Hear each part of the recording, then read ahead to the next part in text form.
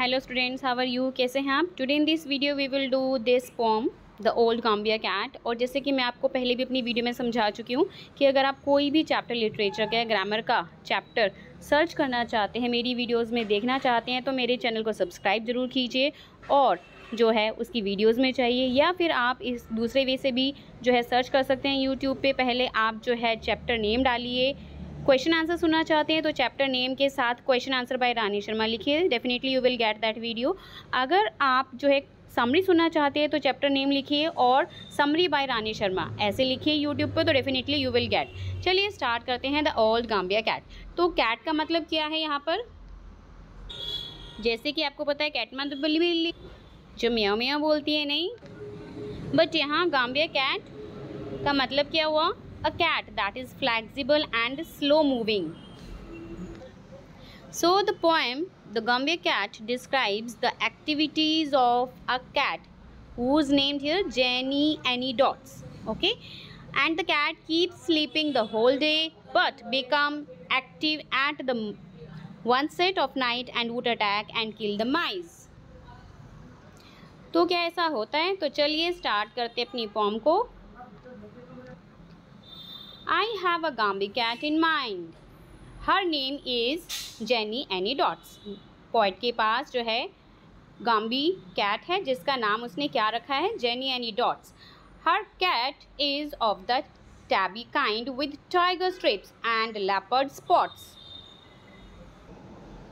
Her coat is of teddy kind, मतलब धारीदार उसकी जो टाइगर जैसे स्ट्रिप्स जैसे आपको दिख रही है वैसी थी।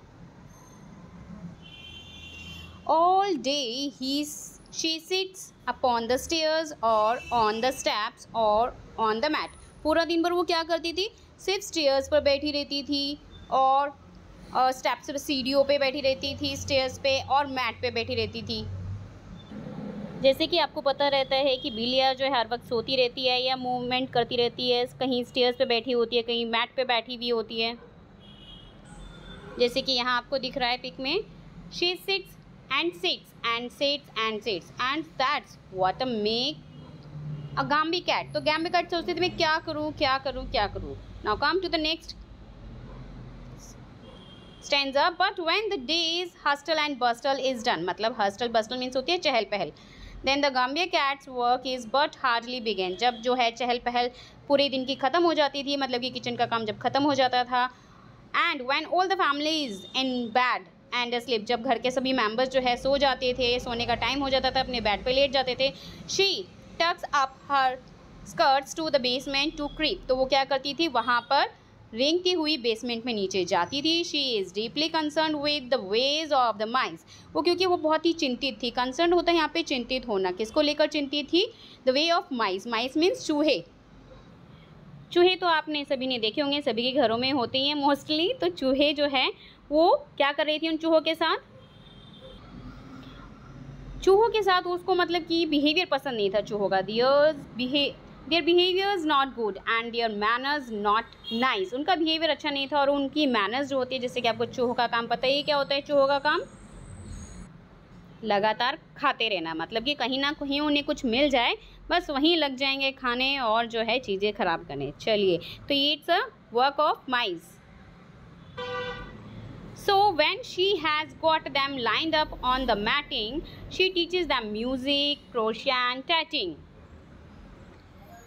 तो यहाँ पर बिल्ली क्या करती है? उन चूहों को एक लाइन में, एक कतार में खड़ा कर देती, ठीक है, चटाई पर, और शी टीचेज दैम म्यूज़िक, उनको म्यूज़िक सिखाती, उनको क्रोशिया सिखाती और कैसे बुनते हैं कपड़े, सिलाई करना, और ऊन से जैसे क्रोशिया से जो होती है सुई से कैसे कपड़े बनाते हैं उनको सिखाती। तो इस स्टैंजा का क्या मीनिंग हुआ? When the days work is done, जब पूरा काम बीत जाता था, शी स्टार्ट्स हर वर्क, अपना काम वो शुरू करती बिल्ली रात को, and heads to the basement में चली जाती। She does not like the behaviour, उसे बिहेवियर पसंद नहीं था चूहों का, तो वो क्या करती थी? चूहों को एक गाना, म्यूजिक सिखाती थी। And makes clothes from wool and some special needles. These needles have hook at one end. उसमें जो नीडल था, नीडल के कोने में जो है हुक बना हुआ था जिससे कि उनको बुना जाता है, स्वेटर बुना जाता है। ठीक है, चलिए नेक्स्ट स्टैंजा पे आइए। I have a Gumbie cat in mind. Gambi cat in mind. Her name is Jenny Annie Dots. Her equal would be hard to find. She likes the warm and sunny spots.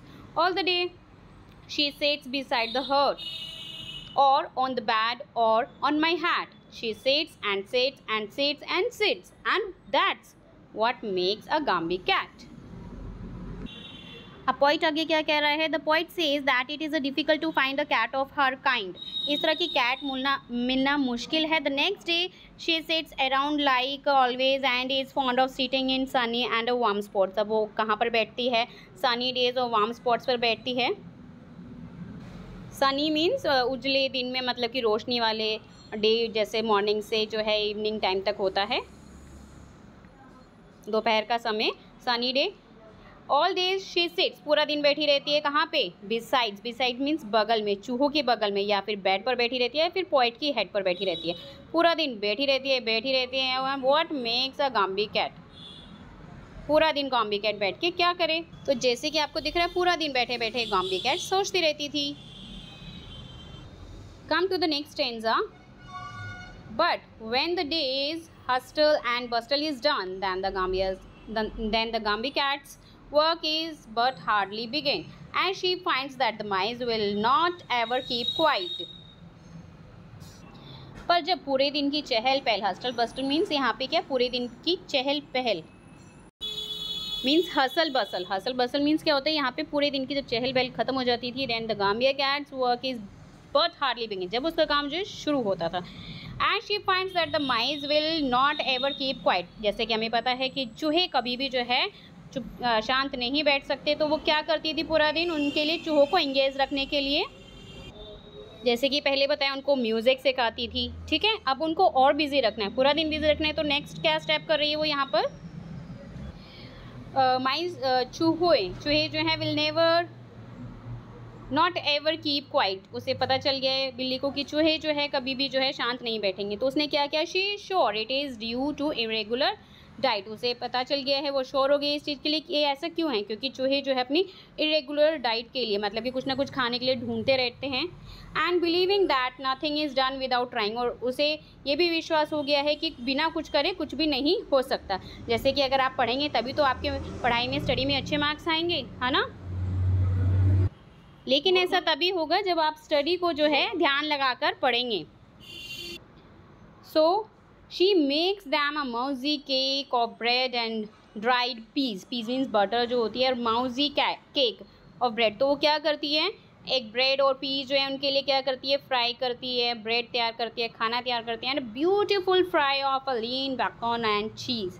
तो एक दुबला सा bacon, सूअर का मांस का, जैसे अचार मसाला वसाला लगाकर, जैसे कि यहाँ पे मीनिंग दिया हुआ है. यहाँ पे 10 नंबर में, 9 नंबर में क्या है? Meat from the back or sides of a pig. सूअर का मतलब कि that has been preserved using salt or smoke. जैसे सूअर का जो मांस होता है उसके अचार का मिर्च मसाला लगाकर. ठीक है, तो उनके लिए क्या करती है? वो प्रिपेयर करती है.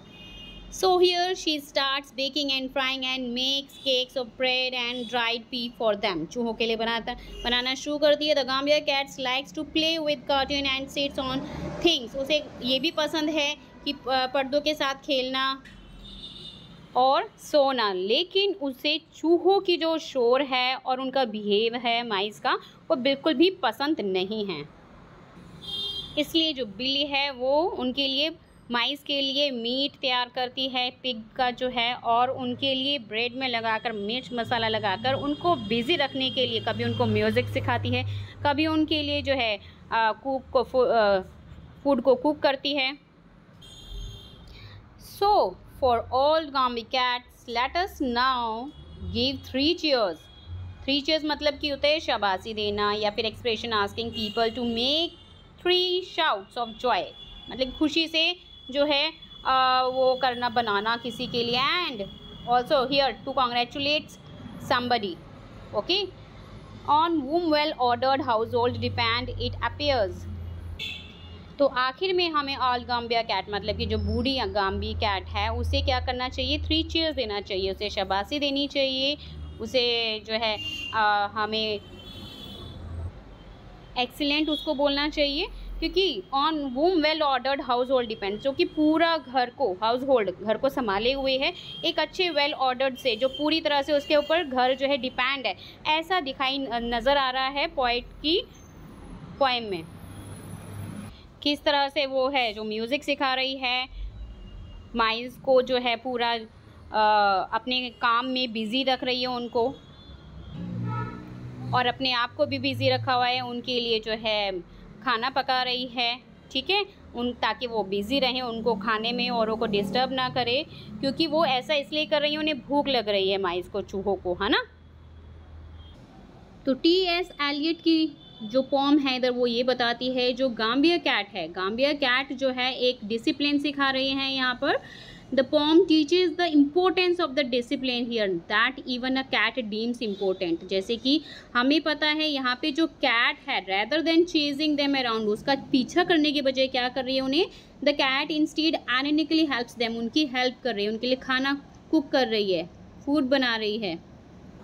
तो ऐसे ही हमने भी स्टडी पर पूरा ध्यान देकर जो है अपना गुड स्कोर करना है, अच्छे से ध्यान से स्टडी करनी है, एक अपना रूल बनाना है, एक डिसिप्लिन बनाना है। जो स्टडी का टाइम है उसमें सिर्फ स्टडी में फोकस होना चाहिए आपका। तो अगर वीडियो आपको पसंद आई हो तो प्लीज़ लाइक और शेयर करना। मेरी ऐसी बहुत सी वीडियो बनी हुई है, मेरी वीडियोज़ में चाहिए तो आपको बहुत सारी वीडियो में मिलेगी। Thank you for watching this, bye bye to all, don't forget to do like share and subscribe my channel, bye bye to all.